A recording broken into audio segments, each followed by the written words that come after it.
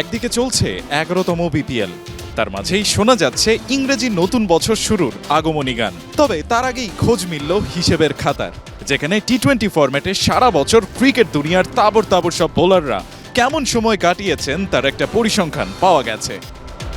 আর সেখানেই লুকিয়েছিল সুখবরটা, সেটা 10-এ থেকে দেশকে গর্বিত করলেন বাংলাদেশি এক ক্রিকেটার। নামটা তার রিশাদ হোসেন। দারুণ লেগ স্পিনের পাশাপাশি ব্যাট হাতে পারেন বড় বড় ছক্কা হাঁকাতেও। টি-20 ক্রিকেটে রিশাদ তাই ডেঞ্জারাস এক প্লেয়ার। এবার রিশাদ যেন পেলেন তার স্বীকৃতিও। ইন্টারন্যাশনাল টি-20 ক্রিকেটে এবছর সবচেয়ে বেশি উইকেট শিকার করা সেরা 10 বোলারের মধ্যে রিশাদ আছেন 9-এ। এবছর 24 ম্যাচ খেলে রিশাদ উইকেট নিয়েছেন 35টি, অ্যাভারেজ 19। 27 ম্যাচে 46 উইকেট নিয়ে এ লিস্টে শীর্ষে আছেন হংকংয়ের এহসান খান। এ লিস্টে 3-এ আছেন শ্রীলঙ্কান ওয়ানিন্দু হাসারাঙ্গা, 5-এ ভারতের অর্শদীপ সিং, 7-এ শাহিন শাহ আফ্রিদি।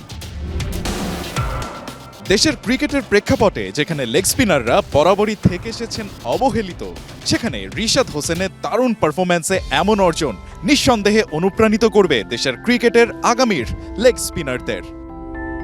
রায়ান আহমেদ, 71।